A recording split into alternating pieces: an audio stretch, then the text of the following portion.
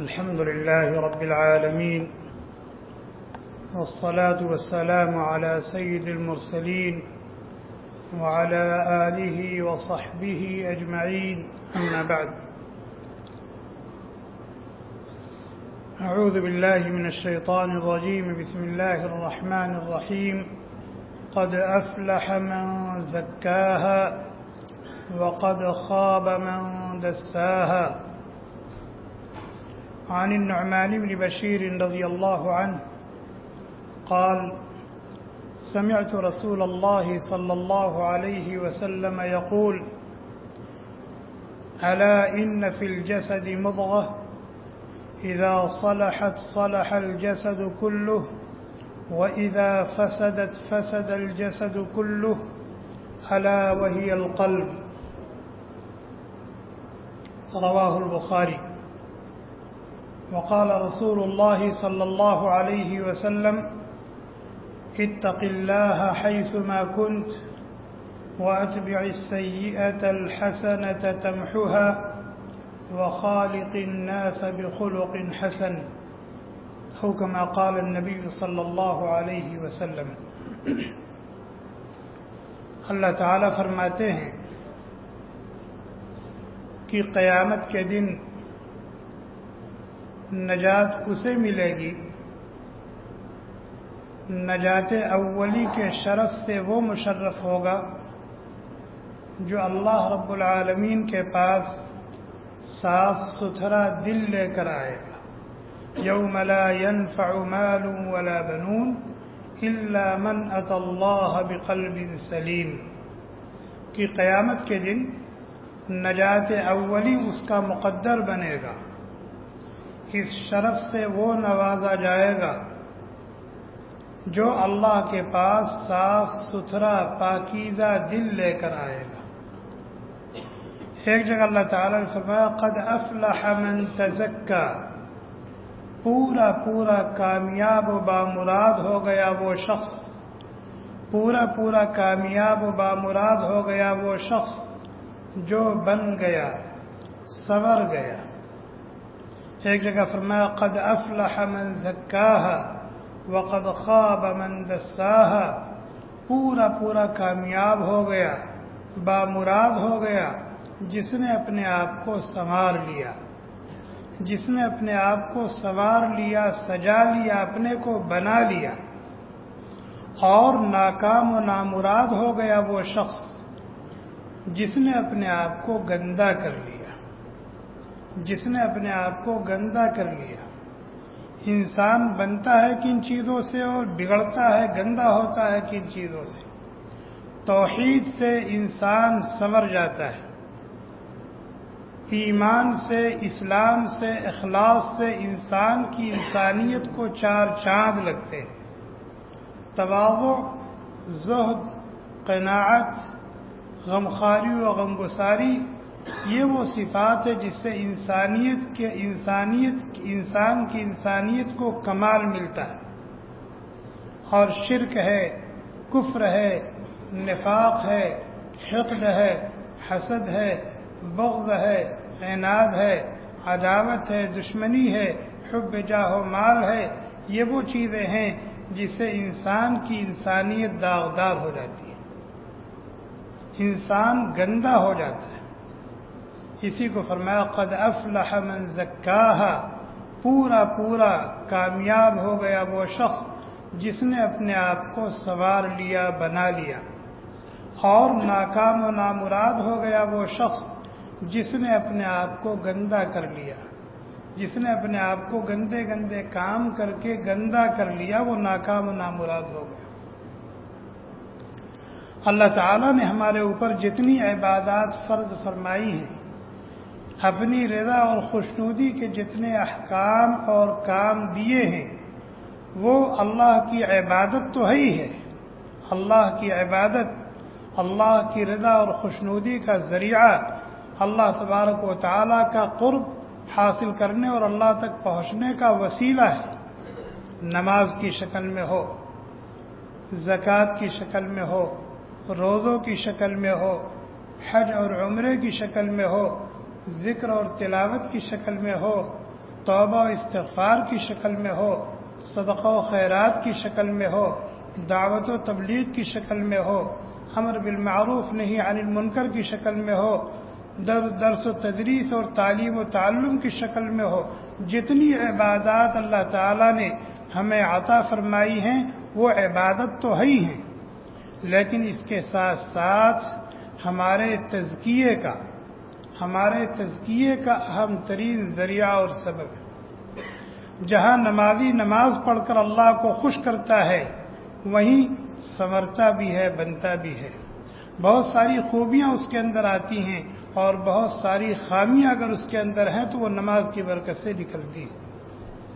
روزہ دار روزہ رکھتا ہے، اللہ کی عبادت کرتا ہے، اللہ کو راضی اور خوش کرتا ہے، اس کے ساتھ ساتھ روزے کی برکت سے خوبیاں اس کے اندر آتی ہیں، کمالات اس کے اندر پیدا ہوتے ہیں، اور اگر خامیاں اور کمیاں اور کوتاہیاں ہیں تو روزے کی برکت سے وہ اس کے اندر سے نکلتی ہیں۔ زکوٰۃ ایک عبادت ہے، مالی عبادت ہے، اہم ترین عبادت ہے۔ بندہ اس عبادت کے ذریعے سے اپنے رب کا قرب حاصل کرتا ہے، اس کی رضا اور خوشنودی پاتا ہے، اس کی رحمتوں کا مستحق بنتا ہے، لیکن اس کے ساتھ ساتھ اس عبادت کے ذریعے سے وہ بنتا بھی ہے، سنورتا بھی ہے، خوبیاں اس کی زندگی میں آتی ہیں اور خامیاں جس سے اس کی انسانیت داغدار ہوتی ہے وہ اس کے اندر سے نکلتی ہے۔ مثلا ابھی آپ نے نماز پڑھا، نماز یہ اہم العبادات، اللہ کی رضا اور خوشنودی کا اہم ترین ذریعہ ہے۔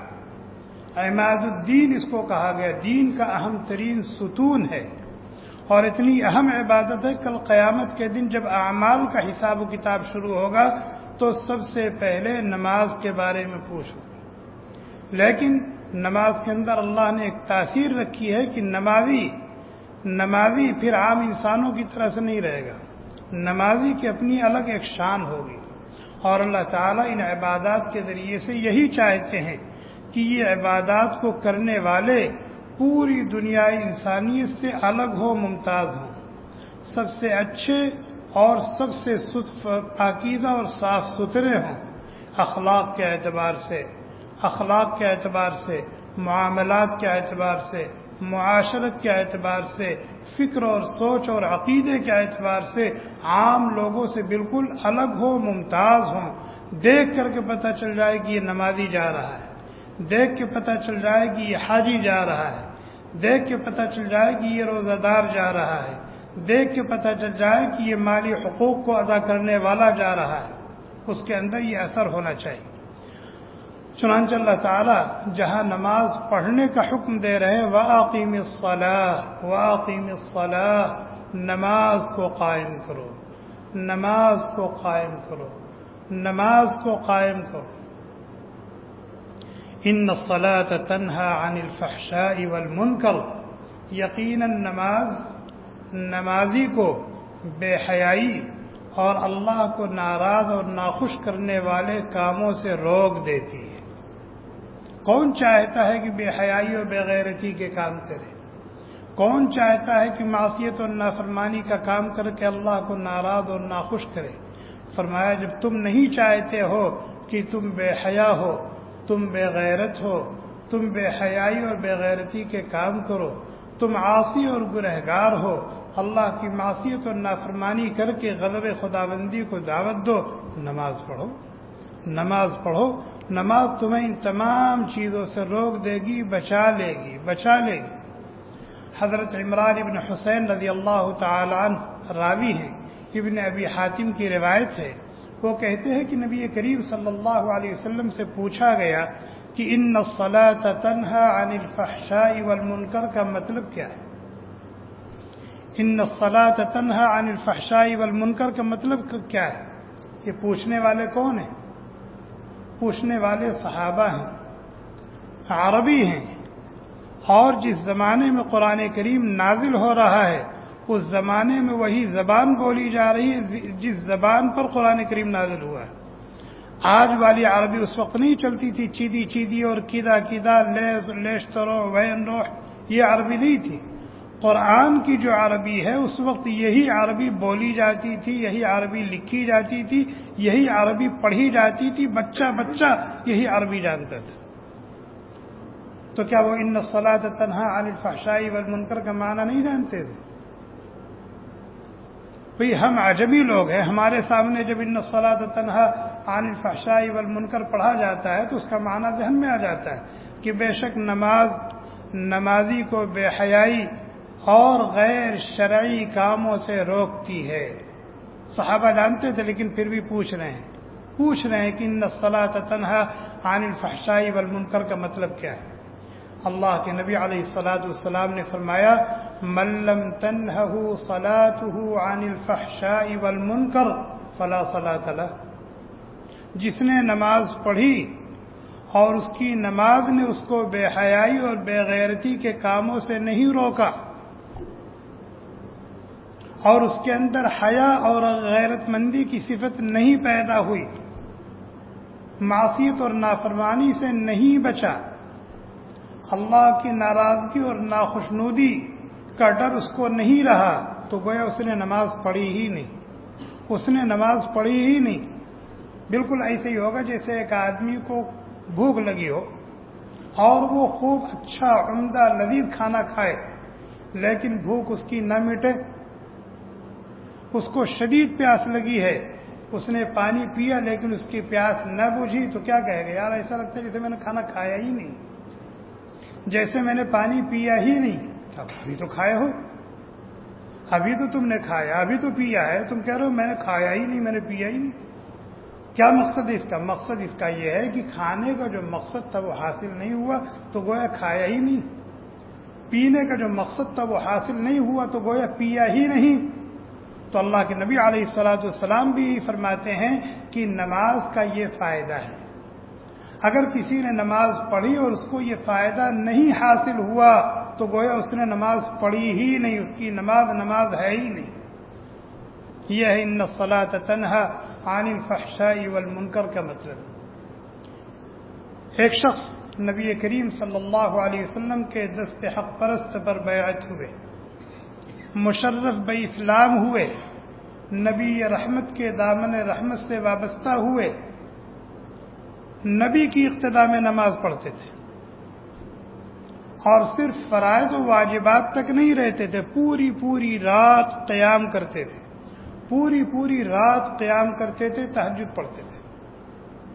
نبی علیہ الصلاۃ والسلام سے ان کی شکایت کی گئی کہ یہ مسلمان ہیں، فرائض کا اہتمام تو کرتے ہی ہیں، رات بھر نمازیں پڑھتے ہیں، لیکن چوری کرتے ہیں، ان کی چوری کی عادت ہے، چوری کرتے ہیں. اللہ کے نبی علیہ الصلاۃ والسلام نے فرمایا کچھ نہ کہو، اس کی نماز اس کو اس عمل سے روک دے گی. ستنہاہ ما تقول، تم جو کہہ رہے ہو نا کوئی بات نہیں، نماز ان کو اس عمل سے روک دے گی، اس برائی کو ان کے اندر سے نکال دے گی. ستمنعہ صلاۃ، اس کی نماز اس کو اس برے عمل سے روک دے گی. کچھ کہنے سننے کی ضرورت نہیں. چنانچہ چند دن گزرے تھے کہ نبی علیہ الصلاۃ والسلام کو خوشخبری سنائی گئی کہ وہ بری عادت تو ان کے اندر سے یکسر نکل گئی. ان کی نماز تھی.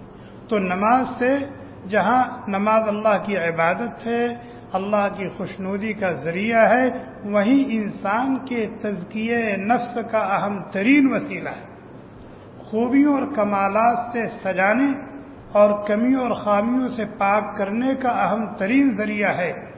مگر کب؟ جب اس مقصد سے نماز پڑھی جائے تب. جب اس مقصد سے نماز پڑھی جائے اور نماز کے اس فائدے کو ذہن میں رکھ کر کے نماز پڑھی جائے تو پھر یہ مقصد حاصل ہوگا، یہ فائدہ ہوگا. اور اگر اس مقصد سے نماز نہ پڑھی جائے، نماز کا یہ فائدہ ہمارے ذہن و دماغ میں نہ ہو، ہم کبھی بیٹھ کر اپنا محاسبہ نہ کریں، نہ سوچیں، تو ہم زندگی بھر نماز پڑھتے رہیں، چور ہیں چور رہیں گے، چور ہیں چور رہیں گے، جھوٹے ہیں جھوٹے رہیں گے، بے ایمان ہیں بے ایمان رہیں گے، خائن ہیں خائن رہیں گے، بد زبان و بد کلام ہے، بد زبان و بد کلام رہیں گے، پوری زندگی نماز پڑھتے رہیں جیسے ہم پڑھ رہے ہیں. ہم کوئی 50 سال سے نماز پڑھ رہا ہے، کوئی 40 سال سے نماز پڑھ رہا ہے، کوئی 30 سال سے نماز پڑھ رہا ہے.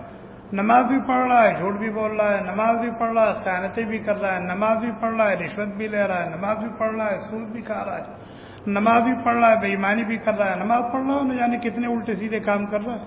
بھئی اس کی نماز اس کو کیوں نہیں روک رہی ہے؟ اس کی نماز اس کو کیوں نہیں روک رہی ہے؟ اس کی وجہ یہی ہے کہ ہم نے نماز کا جو مقصد ہے، نماز کا جو اہم ترین فائدہ ہے، ہم نے کبھی اس کو ذہن میں رکھا ہی نہیں. زکوٰۃ کو لے لیجیے. زکوٰۃ اہم ترین عبادت اور اسلام کا تیسرا بنیادی رکن ہے. زکوٰۃ اللہ کی رضا اور خوشنودی کا بہت بڑا ذریعہ ہے. اللہ کی رضا اور خوشنودی کا بہت بڑا ذریعہ ہے. وہیں انسان کے تزکیے نفس کا بہت اہم وسیلہ ہے، بہت اہم وسیلہ ہے. کہ بندہ جب زکوٰۃ دیتا ہے تو زکوٰۃ ادا کر کے وہ حب مال کے کینسر سے محفوظ کر دیا جاتا ہے، بچا لیا جاتا ہے. مال کی محبت اس کے دل سے نکال دی جاتی ہے. بخل اور شح کی، حرص اور ہوس، لالچ اور طمع، انانیت اور کبر اور غرور اور گھمنڈ جو مال کا نتیجہ ہوتا ہے، ان تمام بلاؤں سے، ان تمام برائیوں سے، ان تمام گناہوں سے، ان تمام بری عادات و بری صفات سے زکوٰۃ کی برکت سے وہ بچا لیا جاتا ہے. اور زکوٰۃ کی برکت سے اس کے اندر زہد کی صفت پیدا ہوتی ہے، قناعت کی صفت پیدا ہوتی ہے، دوسروں کے ساتھ ہمدردی، غمخواری، غمگساری کی صفت پیدا ہوتی ہے. اس کے اندر سخاوت اور جود کی، خرچ کرنے کی، دوسروں کی حاجت روائی اور ضرورتوں کی تکمیل کی صفت پیدا ہوتی ہے. کس کی برکت سے؟ زکوٰۃ کی برکت سے. تو زکوٰۃ جہاں عبادت ہے، اللہ کی رضا اور خوشنودی کا ذریعہ ہے، وہیں ہماری تزکیے نفس کا بہت بڑا سامان بھی ہے. مال کی لائن سے جو آنے والی برائیاں ہیں، زکوٰۃ انسان کو اس سے بچا لیتی ہے، پاک کر لیتی ہے. اور مال کی لائن سے انسان کے اندر جو خوبیاں پیدا ہو سکتی ہیں، جو کمالات پیدا ہو سکتے ہیں، زکوٰۃ ان خوبیوں اور کمالات سے مزکی کو آراستہ کر دیتی ہے، سجا دیتی ہے. تیسری عبادت روزہ ہے. روزے کا مقصد ہی اللہ نے بیان کیا ہے، تقوی. یا ایھا الذین آمنوا کتب علیکم الصیام کما کتب علی الذین من قبلکم لعلکم تتقون. اے ایمان والو، تم پر روزے فرض کیے گئے جیسا کہ تم سے پہلی امتوں پر روزے فرض کیے گئے تھے. کیوں؟ لعلکم تتقون، تاکہ تم صفت تقوی سے متصف ہو جاؤ، تاکہ تم متقی و پرہیزگار بن جاؤ. متقی و پرہیزگار کا مطلب کیا ہے؟ متقی و پرہیزگار کا مطلب یہ ہے کہ انسان کی انسانیت کو، اس کی شرافت اور بزرگی کو جو چیزیں داغدار کرنے والی ہیں، انسان اپنے آپ کو اس سے بچائے. انسان اپنے آپ کو اس سے بچائے، اور انسان کی انسانیت کو جو چیزیں چار چاند لگانے والی ہیں، انسان اپنے آپ کو ان صفات سے آراستہ کرے، سجائے، اپنے اندر وہ اوصاف اور کمالات پیدا کرنے کی کوشش کرے. یہ نام ہے تقوی کا. اور تقوی کے ساتھ ساتھ حسن اخلاق ضروری ہے. بغیر اچھے معاملہ، لوگوں کے ساتھ اچھا معاملہ کیے ہوئے، لوگوں کے ساتھ اچھے سے پیش آئے ہوئے، لوگوں کے ساتھ بہتر اور بھلا معاملہ کیے ہوئے کوئی آدمی متقی بن ہی نہیں سکتا. اسی لیے اللہ کے نبی علیہ الصلاۃ والسلام نے جہاں تقوی کی وصیت فرمائی، تقوی کی تاکید کی، وہیں اس بات کی بھی تاکید کی کہ لوگوں کے ساتھ اچھا معاملہ کرو، اچھا برتاؤ کرو، اچھائی کے ساتھ پیش آؤ. اتق اللہ حیثما کنت، جہاں کہیں رہو، جس حال میں بھی رہو، تقوی والے بن کے رہو، تقوی والے بن کے رہو، متقی و پرہیزگار بن کے رہو. وخالق الناس بخلق حسن، اس کے ساتھ ساتھ خلق خدا کے ساتھ، چاہے وہ مسلمان ہو، چاہے وہ انسان ہو، چاہے وہ جانور ہو، کتا ہو، بلی ہو، ان کے ساتھ اچھا معاملہ کرو، کسی کے ساتھ ظلم کا معاملہ نہ کرو، زیادتی کا معاملہ نہ کرو، کسی کو دکھ نہ پہنچاؤ، کسی کو تکلیف نہ دو، کسی کو رنجیدہ اور غمگین نہ کرو۔ اسی طریقے سے آپ حج کو دیکھ لیں۔ حج اللہ تعالیٰ روزہ دار کو مخاطب، اللہ کے نبی علیہ السلام روزہ دار کو مخاطب کر کے کہتے ہیں اذا كان يوم صوم احدكم فلا يرفث ولا يصخب، جب تم روزے سے ہو تو شور و غل نہ کرو، گالی گلوچ نہ کرو، لڑائی جھگڑا نہ کرو۔ اے اللہ میں تو اپنے کو بچا لوں گا، لیکن دوسرا بدماشی پر آئے تو کیا کروں؟ کہہ رہے فَإِن سَابَّهُ أَحَدٌ أَوْ قَاتَلَهُ، اگر تم سے کوئی الجھتا ہے تو اس کو سمجھا دو کہ میرا روزہ ہے، اگر وہ نہیں سمجھتا تو اپنے کو سمجھا دو کہ تیرا روزہ ہے، اور یہ روزہ دار کی شان کے خلاف ہے کہ کسی کو گالی دے یا کسی کی گالی کا جواب دے، کسی کو برا کہے یا کوئی برا کہتا ہے تو اس کے بدلے میں اس کو برا کہے، نہیں، یہ روزہ دار کی شان کے خلاف۔ حج دیکھ لیجیے، حج کے اندر، حج جہاں اللہ تعالیٰ کی عبادت اور خوشنودی کا ایک ذریعہ ہے، اس سے بندہ اللہ کا محبوب، مقرب، چہیتا اور پیارا بنتا ہے، وہیں انسان کو سنوارنے اور بنانے کا بھی بہت بڑا ذریعہ ہے۔ اللہ تعالیٰ کہتا ہے الحج اشہر معلومات فمن فرض فیہن الحج فلا رفث ولا فسوق ولا جدال فی الحج، جو آدمی حج کا ارادہ کر لے اسے چاہیے کہ خاص طور پر لڑائی جھگڑے سے، تو میں سے اپنے آپ کو بچائے، لڑائی جھگڑے سے، تو میں سے، بے حیائی اور بے غیرتی کے بولنے سے، بے حیائی اور بے غیرتی کے کام کرنے سے، معصیت اور نافرمانی سے، اللہ کو ناراض اور ناخوش کرنے والے امور سے اپنے آپ کو بچائے۔ دوسرے دنوں میں بھی بچانے کی کوشش کرے، لیکن اگر وہ حالت احرام میں آ گیا ہے تو ان امور سے اپنے آپ کو بچانے کا خاص طور پر اہتمام کرے۔ چنانچہ آپ دیکھیں حج میں کتنی بھیڑ ہوتی ہے، اور الگ الگ ملکوں کے، الگ الگ زبان بولنے والے، الگ الگ رنگ اور روپ کے، اور الگ الگ مزاج اور فکر اور سوچ کے لوگ اکٹھا ہوتے ہیں۔ کتنی لڑائی ہونی چاہیے وہاں، کتنی مار پیٹ ہونی چاہیے، کتنا دنگا اور فساد ہونا چاہیے۔ بھئی لاکھوں کا مجمع ہوتا ہے، دھکے کھا رہے ہیں، گر رہے ہیں، اٹھ رہے ہیں، لیکن ہر آدمی اپنی اپنی جگہ پر اپنے آپ کو قابو میں کیے ہوئے۔ طواف کرتے ہوئے کتنے دھکے لگتے ہیں، کہیں کسی کی کہنی سے دھکا لگا، کہیں کسی کی گاڑی سے دھکا لگا، کہیں کسی کے چپل اور جوتے آگے لگتے ہیں نہیں لگتے ہیں، لیکن کیا آدمی ہر جگہ لڑتا ہے؟ ہر جگہ گالی گلوچ کرتا ہے؟ ہر جگہ تو میں کرتا ہے؟ کیوں بھئی؟ یہی آدمی جو حج پر نہیں آیا، جس نے احرام نہیں پہنا، ذرا اس کے سامنے سر اٹھا کے دیکھو کیا کرتا ہے۔ ہوتے ہیں کہ نہیں ایسے کیسے وزیر، کیسے امیر، کیسے کبیر، کیسے بادشاہ، کیسے متکبر اور مغرور، کیسے مالدار اور بڑے سمجھے جانے والے لوگ، جو کسی کی چوک بھی نہیں برداشت کر سکتے، لیکن جب احرام پہن لیتے ہیں اور حج کے لیے آ جاتے ہیں تو چاہے مکہ میں ہو، چاہے حدود حرم میں ہو، چاہے وہ مطاف میں ہو، چاہے وہ مسجد حرام میں ہو، چاہے مینا میں ہو، چاہے مزدلفہ میں ہو، چاہے عرفات میں ہو، آ رہے ہیں، جا رہے ہیں، دھکے کھا رہے ہیں، لیکن پلٹ کے دیکھ بھی نہیں رہے۔ اللہ تعالیٰ نے حج کی جو عبادت ہے اس کے اندر یہ تاثیر رکھی۔ نبی کریم صلی اللہ علیہ وسلم سے پوچھا گیا حج کی خوبی کیا ہے؟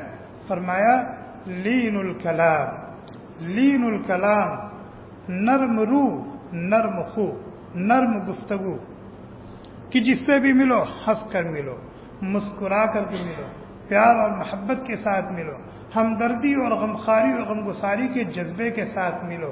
کسی سے بولو تو نرم لہجے میں بولو، نرم اور میٹھی بول بولو، وَإِطْعَامُ الطَّعَامِ، پیاسے کو پانی پلاؤ، بھوکے کو کھانا کھلاؤ، ننگے کو کپڑا پہناؤ، ضرورت مندوں کی حاجت اور ضرورت کو پورا کرو.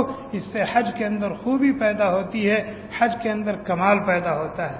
بتائیے حج کے دنوں میں، حج کی جگہوں میں اس طرح کے لوگ ہوتے ہیں کہ نہیں ہوتے ہیں؟ جن کو کھانے کی ضرورت ہے، جن کو پانی کی ضرورت ہے، جن کو کپڑے کی ضرورت ہے، جن کو روپے پیسے کی ضرورت ہے، جن کو دوا علاج کی ضرورت ہے، جن کو سہارے اور تعاون کی ضرورت ہے. اللہ کے نبی علیہ السلام نے فرمایا جب آدمی ان امور کا خیال کرتا ہے تو اس کے حج میں خوبی اور کمال پیدا ہوتا ہے. یہ تو چند عبادات جو بہت مشہور ہیں اور جن کو ہم عام طور پر کرتے ہیں، ان کے اندر جو تاثیر اللہ نے رکھی ہے تزکیہ نفس کی، اس کا تذکرہ آپ کے سامنے کیا گیا. اس کے علاوہ ذکر اور تلاوت ہے، توبہ و استغفار ہے، صدقہ و خیرات ہے، دعوت و تبلیغ ہے، امر بالمعروف نہی عن المنکر ہے. یہ جتنی عبادات ہیں سب کے اندر اللہ تبارک و تعالی نے تزکیہ نفس کا پہلو رکھا ہے اور سب کو تزکیہ نفس کا ذریعہ اور وسیلہ بنایا ہے.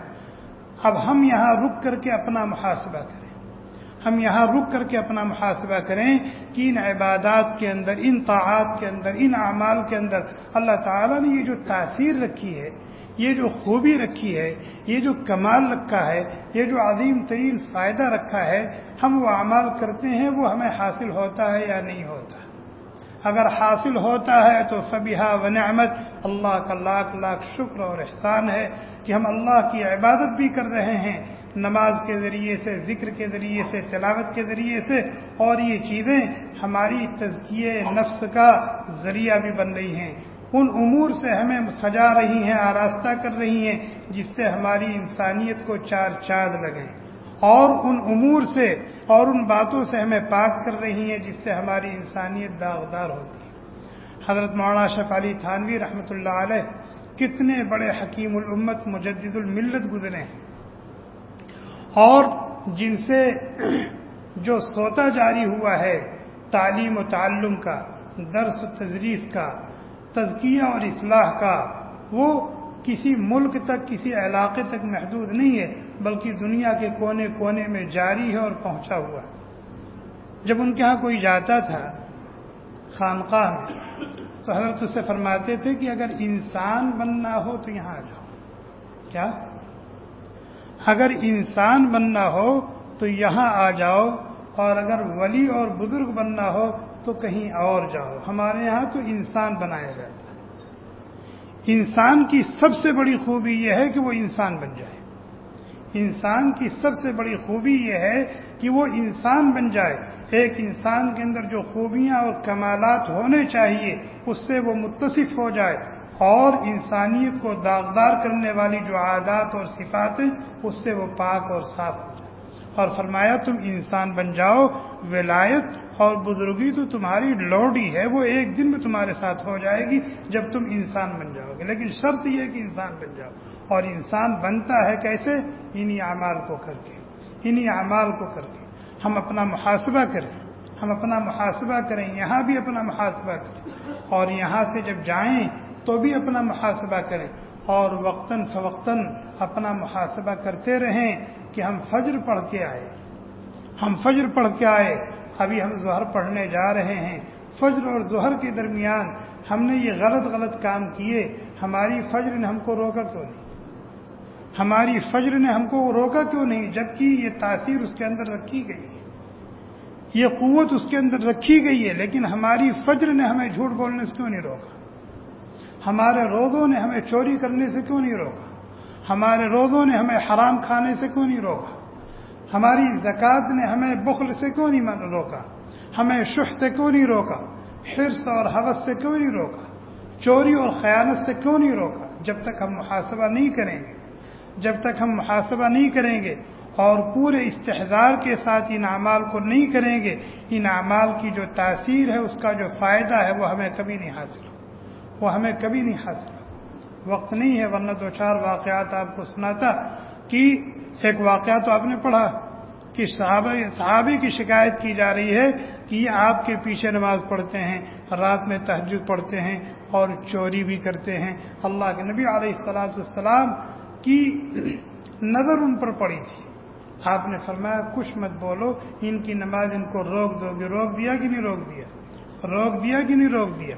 ایک صحابیہ نبی علیہ السلام کی خدمت میں حاضر ہوئی، ان کے ساتھ بچی تھی، بچی کے دونوں ہاتھ میں موٹے موٹے کنگن تھے۔ اللہ کے نبی علیہ السلام نے پوچھا تو الدین زکات ھذا، اس کی زکات دیتی ہو؟ کہنے لگی نہیں کا مطلب یہ کہ ان کو مسئلہ نہیں معلوم تھا، ورنہ ایسا نہیں ہو سکتا کہ مسئلہ معلوم ہو اور صحابی یا صحابیہ اس کے خلاف کرے، ایسا نہیں ہو سکتا۔ معلوم یہ ہوا کہ مسئلہ نہیں معلوم تھا، اور اللہ کے نبی علیہ السلام نے مسئلہ بتانے کے لیے پوچھا تھا، اتؤدین زکات ھذا، اس کی زکات دیتی ہو؟ کہنے لگی نہیں۔ فرمایا ایسرک ان یصورک اللہ بہما یوم القیامۃ من النار بسوارین من النار، کیا تمہیں یہ پسند ہے کہ کل قیامت کے دن اللہ تبارک و تعالی ان دونوں کنگنوں کے عوض میں جہنم کی آگ کا کنگن پہنائے، جہنم کی آگ کا کنگن پہنائے؟ یہ سننا تھا کہ انہوں نے بڑھ کر کے اپنی بیٹی کے ہاتھ سے دونوں کنگن نکالے اور نبی علیہ السلام کی خدمت عالیہ میں پیش کرتے ہوئے کہنے لگی ہما للہ ولرسولہ، ہما للہ ولرسولہ، یہ اللہ اور اللہ کے رسول کی رضا کے لیے صدقہ ہے۔ ایسی چیز ہم اپنے گھر میں نہیں رکھتے، ایسی چیز ہم اپنے گھر میں نہیں رکھتے۔ یہ دیکھیے تزکیہ ہے، یہ تزکیہ۔ حضرت عمر بن خطاب رضی اللہ تعالیٰ چلے آ رہے ہیں، ان کے اوپر ایک چادر ہے، اور ایسی چادر تھی جو ایک مرد کی مردانگی کو داغدار کرتی تھی، ایک مرد کی مردانگی کو داغدار کرتی تھی۔ اس چادر سے نسوانیت ٹپک رہی تھی، اس چادر سے نسوانیت ٹپک رہی تھی۔ وہ چادر مرد کو زیب نہیں دے رہی تھی، وہ عورت کے لیے تھی۔ اللہ کے نبی علیہ السلام کی جب نظر پڑی تو آپ نے کچھ کہا نہیں زبان سے، اپنی نظر پھیر لی۔ حضرت عمر رضی اللہ تعالیٰ نبی کے مزاج شناس، اور نبی کے مزاج شناس نہیں، اللہ کے مزاج شناس تھے۔ کیوں؟ ان کی سوچ پر، ان کی فکر پر قرآن کی آیت اتری ہے کہ نہیں اتری؟ وہ سمجھ گئے، فوراً واپس گئے اور واپس جا کر کے چادر اتاری، گھر میں چولہا جل رہا تھا، چولہے میں ڈال دی اور دوسری چادر اوڑھ کر کے چلے آئے۔ اللہ کے نبی علیہ السلام نے پوچھا عمر وہ چادر کیا ہوئی؟ عمر وہ چادر کیا ہوئی؟ کہنے لگے وہ تو نظر آتش کر دی گئی، اس کو تو میں نے چولہے میں ڈال دیا۔ کہا اللہ کے بندے، گھر کی کسی خاتون کو دے دیتے، وہ استعمال کر لیتی۔ کہتے ہیں کہ نبی کا روح انور میری طرف سے ہٹ گیا تو میرے اندر یہ ہوش کہاں رہا کہ میں سوچتا کہ یہ عورت کے کام بھی آ سکتی ہے، یہ عورت کے کام آ سکتی ہے، یہ ہوش ہی کہاں رہا سوچنے کا، یہ دل بنا ہوا تھا۔ ایک صحابی آئے، نبی علیہ السلام کی مجلس لگی ہوئی تھی، وہ بھی آ کے بیٹھ گئے۔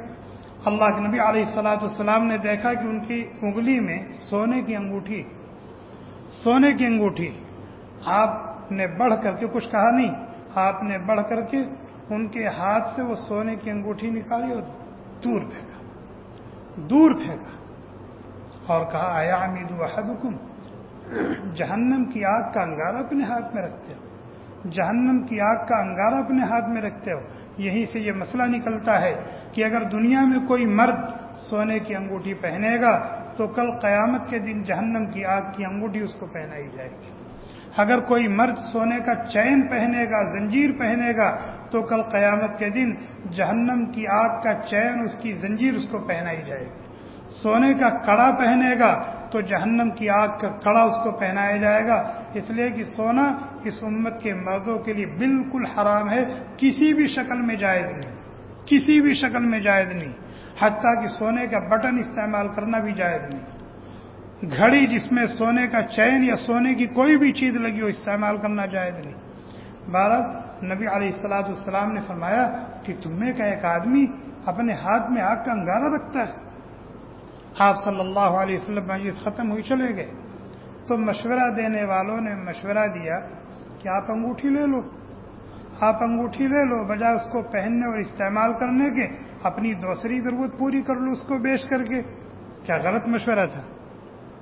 غلط مشورہ تھا۔ بھائی سونا ہے، کتنی غربت تھی اس وقت، پہننے کے لیے کپڑے نہیں ہوتے تھے، کھانے کے لیے روٹیاں نہیں ہوتی تھی، لیکن صحابی نے کیا کہا جس چیز کو اللہ کے نبی نے اٹھا کے پھینک دیا اس کو میں ہاتھ لگاؤں، کیسے ہو سکتا ہے؟ یہ دل بنے ہوئے تھے.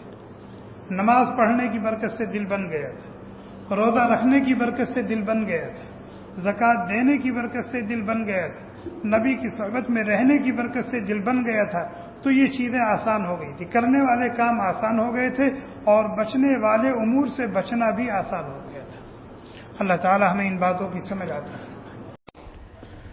Thanks for watching. Don't forget to like, comment, share and subscribe to Al Wahid channel.